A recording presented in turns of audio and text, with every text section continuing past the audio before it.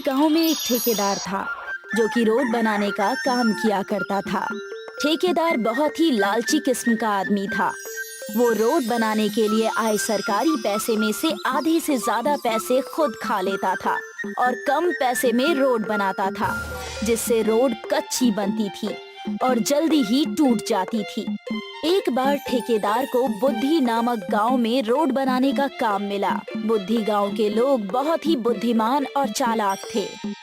भाइयों, मैं आपके गांव में सड़क बनाने के लिए आया हूँ। ये एक सरकारी योजना है, इसलिए मुझे आप सभी गांव वालों का सहयोग चाहिए। अच्छा, तो आप हैं ठेकेदार साहब जो हमारे गांव में सड़क बनाने आए हैं? हाँ, मैं ही हूँ ठेकेदार और मैं 1 महीने में ही आपके गांव में रोड बनवा दूंगा। अरे वाह वाह वाह वाह, ये तो बहुत ही अच्छी बात है। 1 महीने में ही रोड बनकर तैयार हो जाएगी, क्या बात है। हाँ, और तब आप लोग आसानी से शहर आ जा सकते हो। अरे ठेकेदार साहब, 1 महीने में रोड कैसे बन सकती है? इस काम में तो बहुत वक्त लगता है ना। हाँ, ये सब आप मुझ पर छोड़ दीजिए। ये मेरा काम है, मैं खुद देख लूंगा। बस आप लोग मुझे अपना पूरा सहयोग दें। हाँ, क्यों नहीं, हम सभी लोग आपके साथ हैं। आप जितनी जल्दी हो सके हमारे गांव को शहर से जोड़ दीजिए। इसीलिए तो आया हूँ। अच्छा ठीक है, अब मैं चलता हूँ। कल सुबह से काम शुरू करना है। जी नमस्ते। ठेकेदार यहाँ से चला जाता है। ठेकेदार के जाने के बाद गांव वाले आपस में बात करते हैं। अरे मुझे तो ये ठेकेदार सही नहीं लगता। ऐसा क्या कर दिया इसने? अरे वो कह रहा था कि 1 महीने में रोड बनवा दूंगा। इसमें बुरा क्या है? बुरा तो कुछ नहीं है, पर क्या 1 महीने में भी कोई रोड बनती है भला? उन लोगों के पास मशीनें होंगी तो क्या पता काम जल्दी हो जाए। ठीक है, देखते हैं, बनाने दो। हाँ, हम भी तो यही हैं। कुछ गड़बड़ होगी तो हम जरूर आवाज उठाएंगे। हाँ ठीक है, देखते हैं। अगले दिन से ठेकेदार ने रोड बनाने का काम शुरू कर दिया। गांव के सभी लोग बहुत खुश थे कि उनके गांव में सड़क बनने वाली थी। अरे वाह, अब तो हमें शहर जाने में बहुत आसानी हो जाएगी। हाँ हाँ, क्यों नहीं। पहले तो शहर से सामान पीठ पर लाद कर लाना पड़ता था, अब तो गाड़ी में ले आएंगे। चलो देखते हैं मियाँ, रोड का काम कैसा चल रहा है। गांव के लोग मशीनों के आसपास रोड का काम देखने के लिए जमा हो गए। मशीन जल्दी जल्दी रोड बना रही थी, पर तभी अचानक सामने एक चट्टान लग जाती है। अरे ये क्या हो गया? साहब, सामने चट्टान आ गई है। रोड काटने में परेशानी हो रही है। तो अपनी दाईं तरफ से काटो। साहब, बहुत सारे पेड़ हैं, वहाँ से रोड ले जाएंगे तो बहुत सारे पेड़ कट जाएंगे। अरे हमको इससे क्या मतलब, हमें तो रोड बनानी है ना। जितना जल्दी हो सके काम खत्म करो, नहीं तो सारे पैसे इसी में लग जाएंगे। हाँ ठीक है साहब, मैं जंगल के बीचों बीच से रोड ले जाता हूँ। अब रोड काटने का काम जंगल के बीचों बीच से होने लगा, जिससे भारी मात्रा में पेड़ काटे जा रहे थे। इतने ज्यादा पेड़ कटने की वजह से गांव वाले ठेकेदार के पास आए। ठेकेदार साहब, इस तरह तो आप इस जंगल को खत्म ही कर देंगे। अरे तो क्या करूं? आपको रोड चाहिए कि नहीं? रोड तो चाहिए, पर इस तरह जंगल काट कर नहीं।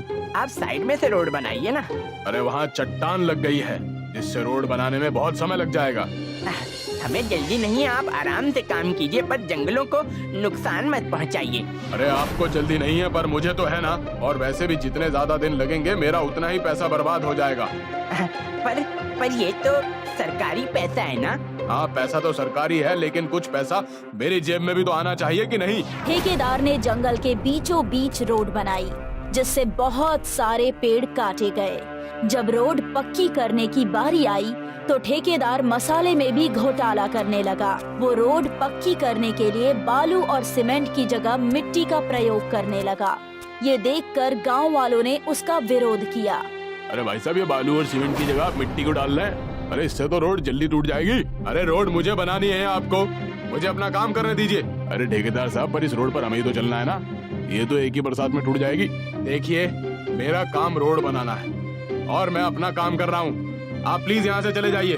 ठेकेदार पैसे बचाने के चक्कर में रोड पक्की करने वाले मसालों में घोटाला करता है, जिससे रोड कच्ची बनती है। अरे सुनती हो, देखना ये रोड 1 साल भी नहीं टिक पाएगी। हाँ, एक भी काम सही से नहीं किया है। एक बारिश आई नहीं कि सारी की सारी रोड ही गायब हो जाएगी। अरे क्या फायदा हुआ ऐसी रोड बनाने का, इससे अच्छा तो नहीं बनती। खाना खाए इतने जंगल भी काट दिए। ठेकेदार ने घोटाला करते हुए रोड बनाने का अपना काम पूरा कर दिया। धीरे धीरे समय बीता और बारिश का महीना शुरू हो गया। तेज बारिश होने से पूरी सड़क बह गई और रोड की जगह सिर्फ गड्ढे दिखाई देने लगे। देखा, मैंने कहा था ना, जिसका डर था वही हुआ। क्यों, क्या हुआ? देखो ना, रोड तो गायब ही हो गई है। औरत ये देखकर चौंक जाती है, क्योंकि जहाँ पर कल तक रोड थी, आज वहाँ सिर्फ गड्ढे ही गड्ढे दिखाई दे रहे थे। हमें इसकी कंप्लेंट करनी चाहिए। गांव वाले ठेकेदार की कंप्लेंट लेकर पुलिस स्टेशन जाते हैं। बताइए क्या बात है? साहब, हमारी रोड चोरी हो गई है। अरे ये कैसा मजाक है? भला रोड भी कभी चोरी हो सकती है? हाँ साहब, ठेकेदार ने हमारी रोड चोरी की है। अरे ये कैसे हो सकता है जी? एक ठेकेदार पूरी रोड कैसे चोरी कर सकता है? साहब, जब रोड बन रही थी तो उन्होंने पैसे खाने के चक्कर में रोड बनाने वाले मसाले में बहुत घोटाला किया और उस पैसे से अपनी जेब भरी, और अब बारिश आने पर सारी रोड गायब हो गई है। आप हमारी कंप्लेंट लिख दीजिए। बात तो सही है। इंस्पेक्टर गांव वालों की कंप्लेंट लिखता है और ठेकेदार को फोन करके कोर्ट में बुलाता है। मुकदमे की कार्यवाही शुरू की जाए। गांव के कुछ बुजुर्ग लोग और महिलाएं अपना बयान देते हैं। जज साहब, इन लोगों ने मुझ पर रोड चोरी करने का झूठा आरोप लगाया है। जज साहब, इस आदमी ने रोड बनाने वाले बजट के पैसों में घोटाला किया और उससे अपनी जेब भरी, जिससे बारिश आने पर हमारी सारी रोड बह गई। अच्छा, तो ये बात है। तुम्हारे पास कोई सबूत है? हाँ जज साहब, सभी गांव वालों ने इसे रोड बनाते हुए देखा था। ये सीमेंट, बालू और कोलतार की बजाय मिट्टी से रोड बना रहा था। हाँ साहब, हम सबने अपनी आंखों से देखा था। इस ठेकेदार ने पैसे खाए और इसकी वजह से हमारी रोड गायब हो गई है। ठेकेदार ने लालच में आकर रोड बनाने वाले बजट के पैसों से अपनी जेब भरी। इसका मतलब ठेकेदार ने रोड चोरी की है। इसलिए ठेकेदार पर 1 लाख रुपए का जुर्माना लगाया जाता है और सजा के रूप में उसे पूरे गांव में फिर से पक्की रोड बनानी पड़ेगी। अगर ठेकेदार ये नहीं करता तो उसे 10 साल की जेल होगी। साहब, मैं पक्की रोड बनाने के लिए तैयार हूँ। जेल में 10 साल की सजा के डर से ठेकेदार ने गांव में पक्का रोड बनाना शुरू किया और इस बार वो अच्छे से रोड बनाने लगा। योगी एक फॉरेस्ट ऑफिसर था। उसकी पोस्टिंग तमिलनाडु के नेलागोंडा जंगलों में हुई थी और इन्हीं जंगलों में लाल चंदन के झाड़ भी पाए जाते थे। मेरे यहाँ रहते हुए कोई भी लाल चंदन के पेड़ों की चोरी नहीं कर सकता है। जी सर, पर वो वर्धा राजन हर बार कोई नया रास्ता ढूंढ लेता है लाल चंदन के पेड़ों को चुराने का। अब मैं आ गया हूँ ना, अब वो इस जंगल से एक भी लाल चंदन का पेड़ चुरा नहीं पाएगा। अब से मैं खुद डे एंड नाइट पेट्रोलिंग करूंगा। और वैसे भी चेक पोस्ट पे जिस ऑफिसर की ड्यूटी है, मुकेश, वो भी बहुत ईमानदार है। मुझे उससे बात करनी होगी। ठीक है सर। चलो चेक पोस्ट से चलते हैं। हवालदार फॉरेस्ट ऑफिसर योगी को चेक पोस्ट पार ले आया। Hello sir, good morning. बहुत नाम सुना है सर आपका, आज पहली बार देख रहा हूँ। थैंक यू, मैंने भी तुम्हारी ईमानदारी के किस्से सुने हैं। Thank you sir. हमें गाड़ियों की जांच और बढ़ानी होगी। अब भी लाल चंदन की तस्करी हो रही है। ऐसे ही चलता रहा तो लाल चंदन देखना भी मुश्किल हो जाएगा मुकेश। सर, मैं जानता हूं इन सबके पीछे वो वरदराज है, तो तुम उसका कुछ करते क्यों नहीं? सर, वो इन्हीं जंगलों में पला बढ़ा है, जंगल का कोना कोना जानता है। जब भी हम उसे पकड़ने दौड़ते हैं वो जंगलों में गायब हो जाता है। कम से कम हम लाल चंदनों को इस चेक पॉइंट से बाहर जाने से तो रोक ही सकते हैं ना? जी सर, मैंने और फोर्स की मांग की है। अगले हफ्ते से और 2 हवलदार इस चेक पॉइंट पे होंगे। उम्मीद है अब लाल चंदन की तस्करी बंद हो जाएगी। हम मिलकर करेंगे तो जरूर होगा। उस दिन से फॉरेस्ट ऑफिसर खुद दिन में काई पर जंगलों में पेट्रोलिंग का काम करता था, खास करके रात के समय। यहाँ जंगल के भीतर डेरा जमाए वरदराजन को योगी के आने की खबर मिल गई। भाई, वो योगी जंगल में दिन रात पेट्रोलिंग कर रहा है। अब हम कैसे लाल चंदन का पेड़ काटेंगे? हर समस्या का एक समाधान होता है छोटे। वरदराजन ने स्वामी के कान में कुछ कहा। फिर रात के अंधेरे में स्वामी फॉरेस्ट ऑफिसर के ऑफिस के बाहर पहुंचा। वो किसी का इंतजार कर रहा था। कुछ देर बाद गार्ड वहां पहुंचा। ए, भाई ने तेरे लिए मिठाई भेजी है और इसके बदले बस हमें समय समय पर इत्तला करते रहना। तुझे हर हफ्ते अपनी मिठाई मिल जाएगी। वाह, भाई को शुक्रिया बोलना। हाँ ठीक है। स्वामी खुशी खुशी अपने अड्डे पर लौटा और वरदराजन को सब कुछ बता दिया। अब देखते हैं वो फॉरेस्ट ऑफिसर अपना क्या बिगाड़ता है। हाँ भाई। उस रात से वरदराजन और उसके आदमियों ने लाल चंदन के पेड़ों को काटना शुरू कर दिया और यहाँ गार्ड मैसेज करके वरदराजन को फॉरेस्ट ऑफिसर की लोकेशन बताया करता था। जिस समय फॉरेस्ट ऑफिसर दक्षिण की दिशा में जाता तो वरदराजन के आदमी उत्तर की दिशा में लाल चंदन के पेड़ काट रहे थे और जिस समय योगी उत्तर की दिशा में पेट्रोलिंग करता वो दक्षिण की दिशा में पेड़ काटने लगे। ये सिलसिला कई दिनों तक चलता रहा। एक दिन की बात है, उत्तर की दिशा से वरदराजन के लड़के लाल चंदन का पेड़ काटकर निकल गए थे। फिर जब योगी वहां पहुंचा तो उसका ध्यान उस ताजे कटे हुए पेड़ के तने पर गया। ऐसा लग रहा है कि ये पेड़ आज ही कटा है, पर मैं इतने देर से पेट्रोलिंग कर रहा हूँ तो कैसे कोई मेरे आंख के नीचे से ये लाल चंदन का पेड़ काट सकता है। जरूर कुछ गड़बड़ है।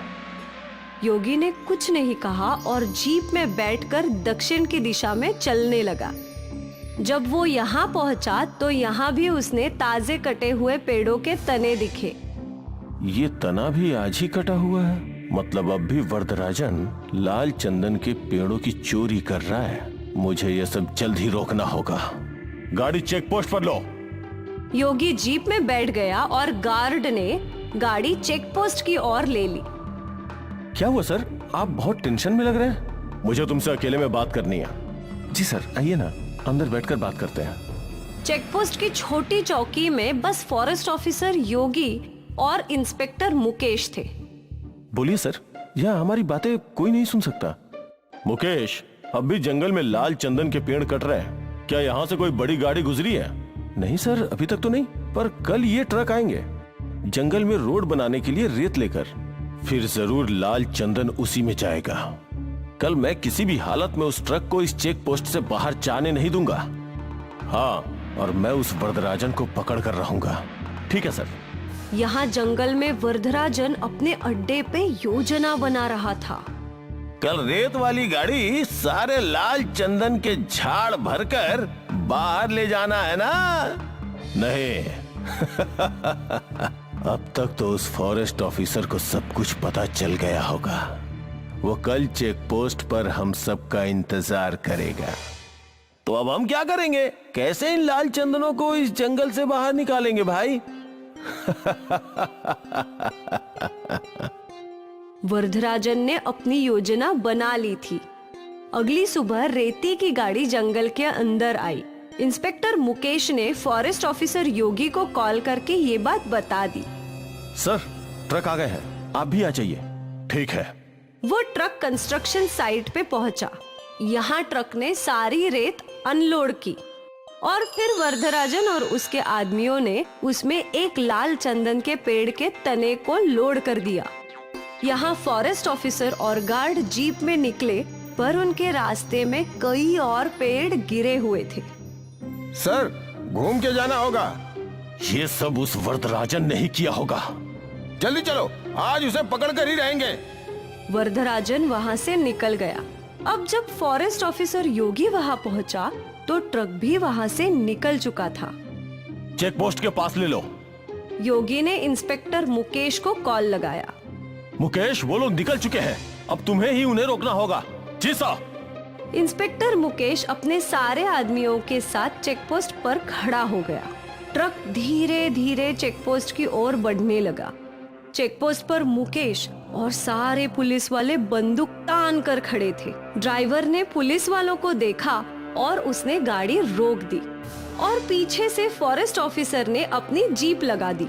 ट्रक को चारों ओर से घेर लिया था। हवलदार, चेक करो ट्रक में क्या है। हवलदार ट्रक के अंदर चढ़ा। सर, यहाँ लाल चंदन तो है, पर एक ही है। क्या? इंस्पेक्टर ने भी ट्रक में चढ़कर जांच की तो वहाँ बस एक ही लाल चंदन का पेड़ था। सर, आप यहाँ आइए। अब फॉरेस्ट ऑफिसर योगी भी ट्रक में चढ़ गए। वो भी ये सब देखकर हैरान था। उस वरदराजन ने इस बार भी हमारे साथ धोखा किया। और यहाँ वरदराजन अपने सारे लोगों के साथ और लाल चंदन के पेड़ों के साथ नदी के रास्ते से लाल चंदन के पेड़ जंगल से बाहर निकाल रहा था। मुझे कोई रोक नहीं सकता। लाल चंदन सिर्फ मेरा है।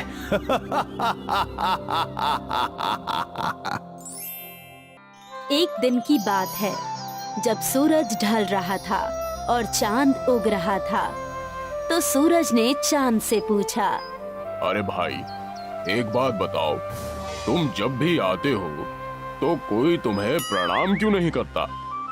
ऐसा नहीं है भाई, हर कोई एक जैसा नहीं होता। कई लोग मुझे भी प्रणाम करते हैं। पर मैं तो जब भी उगता हूँ तो सारी दुनिया मुझे जल चढ़ाती है, पर तुम्हें तो कोई भी जल नहीं चढ़ाता।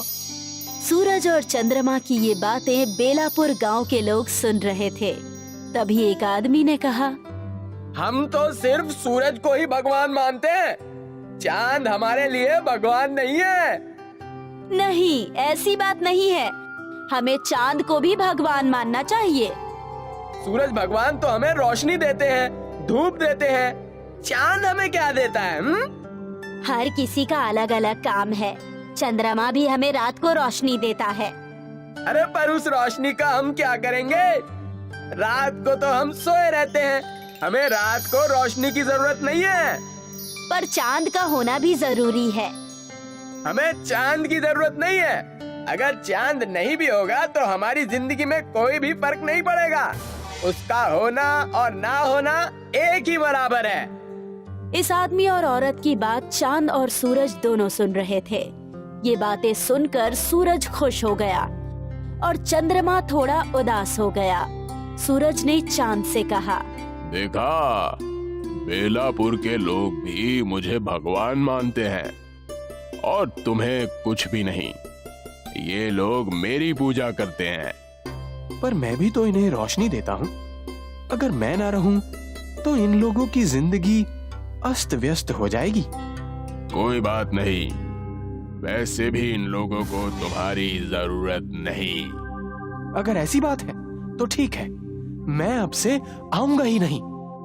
चंद्रमा गुस्सा होकर वहाँ से चला जाता है। चंद्रमा के जाने के बाद बेलापुर में रात को अंधेरा छा जाता है। वैसे तो आसमान में कुछ तारे हैं, पर इनकी रोशनी बहुत कम है। अंधेरा इतना गहरा है कि किसी को कुछ भी दिखाई नहीं देता। अब खेतों में बुआई का वक्त आ चुका था, इसलिए किसानों को सुबह जल्दी उठकर बुआई के लिए जाना था, पर चांद के न होने से गहरा अंधेरा था। अरे उठ जाओ, आज खेत की बुआई करनी है ना, जल्दी चलो, नहीं तो बाद में तेज धूप हो जाएगी और फिर गर्मी में काम नहीं हो पाएगा। हाँ, खेत की बुआई तो करनी है, पर अभी रात है, बाहर बहुत घना अंधेरा है। मुझे तो लगता है सुबह होने वाली है, हमें चलना चाहिए। वो सब तो ठीक है, पर बाहर कुछ दिख ही नहीं रहा, जाएंगे कैसे? ठीक है, सुबह होने पर ही जाते हैं। ये दोनों सुबह होने का इंतजार करने लगे। जब सुबह हुई तो ये दोनों खेत के लिए निकल पड़े, लेकिन कुछ ही देर में तेज धूप आ गई और गर्मी के कारण खेत में काम करना मुश्किल हो रहा था। बहुत गर्मी हो रही है, चलो घर चलते हैं, कल सुबह जल्दी आ जाएंगे। हाँ, सही कह रही हो, इस भयानक गर्मी में तो मुझसे भी काम नहीं होता, कल आते हैं। वो आदमी और औरत दोनों घर चले गए। अगले दिन भी जब वो उठे तो रात को चंद्रमा के न होने की वजह से बहुत घना अंधेरा था, और आज भी वो दोनों जब उठे तो सूरज निकल चुका था। सूरज की गर्मी के कारण खेत में काम करना मुश्किल हो रहा था। इस समस्या से परेशान होकर आदमी ने सूरज से कहा, हे सूर्य देव, हमें चांद की जरूरत नहीं है। अगर आप रात को भी रहें तो हमें कभी भी चांद की जरूरत नहीं पड़ेगी और हम केवल आप ही की पूजा करेंगे। ठीक है, अब से मैं रात को भी रहूंगा। अब दिन खत्म होने के बाद सूरज रात को भी बेलापुर में ही रहने लगा, जिससे दिन ढल ही नहीं रहा था और रात हो ही नहीं रही थी। अरे जल्दी से खाना बनाओ, नींद आ रही है, सोना भी है। अभी तो दोपहर का वक्त है, क्या अभी से खाना बनाना शुरू कर दूं? अच्छा ठीक है, बाद में बनाना। वो आदमी और औरत बहुत देर तक रुकते हैं, पर शाम नहीं होती, क्योंकि अब सूरज ढल ही नहीं रहा था। भूख से आदमी का बुरा हाल हो गया। अरे लगता है आज शाम नहीं होगी, तुम खाना बना दो। ठीक है, बनाती हूँ। औरत ने खाना बनाया और दोनों ने खाना खा लिया। अच्छा सुनो, मैं सोने जा रहा हूँ। अभी तो रात ही नहीं हुई। हाँ, सूरज भी तेज चमक रहा है, पता नहीं रात कब होगी। मैं तब तक नहा लेता हूँ। वो आदमी नहाने चला गया। बाप रे, आज तो बहुत गर्मी है, पता नहीं इतनी गर्मी में कैसे रहेंगे। आदमी नहाकर लौट आया। अरे नहाने के बाद भी कितनी गर्मी लग रही है। अब सूरज नहीं ढलेगा, इसलिए ये सब हो रहा है। ये सब सूरज की वजह से ही हो रहा है। कोई बात नहीं, चलो सोते हैं। ये दोनों सोने के लिए चले जाते हैं, पर सूरज की गर्मी की वजह से दोनों परेशान हो जाते हैं। इन्हें बहुत पसीना आ रहा है। अरे पंखा तेज कर लो। औरत पंखे को तेज कर देती है, पर तेज हवा चलने के बाद भी इन्हें गर्मी से राहत नहीं मिलती। इतनी गर्मी में तो मर ही जाएंगे। काश सूरज ढल जाता तो गर्मी कम हो जाती और हम लोग चैन से सो पाते। अरे अब तो ये गर्मी बर्दाश्त के बाहर हो गई है। मुझे भी लगता है कि हमें चांद की जरूरत है। चलो जाकर सूर्य देव से बात करते हैं। हाँ ठीक है, चलो। ये दोनों बाहर छत पर आते हैं। हे सूर्य देव, आपकी धूप को बर्दाश्त करना मुश्किल हो रहा है। इसमें मैं क्या कर सकता हूँ? तुम ही ने कहा मुझे रात को रुकने के लिए, इसलिए मैं रुका हूँ। हाँ, हम ही ने कहा था, पर अब हमें चांद की भी जरूरत है, क्योंकि हम इतनी धूप को नहीं सह पाएंगे। आज से आप सिर्फ दिन के समय ही रहिए, रात को चंद्रमा ही ठीक है। ठीक है, जैसी तुम्हारी मर्जी। अब से मैं रात को नहीं आऊंगा। अब औरत और आदमी चंद्रमा को पुकारने लगे। हे चंद्रदेव, मुझसे गलती हो गई, मुझे माफ कर दीजिए। हमें आपकी भी जरूरत है। हे चंद्रदेव, आप वापस आ जाइए। जिस तरह दिन में सूरज की जरूरत है, उसी तरह रात में चांद की भी जरूरत है।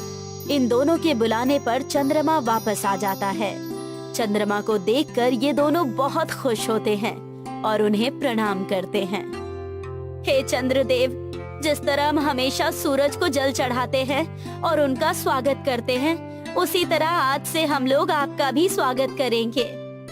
ठीक है, अगर तुम्हें मेरी जरूरत है तो मैं तुम्हें रोशनी जरूर दूंगा।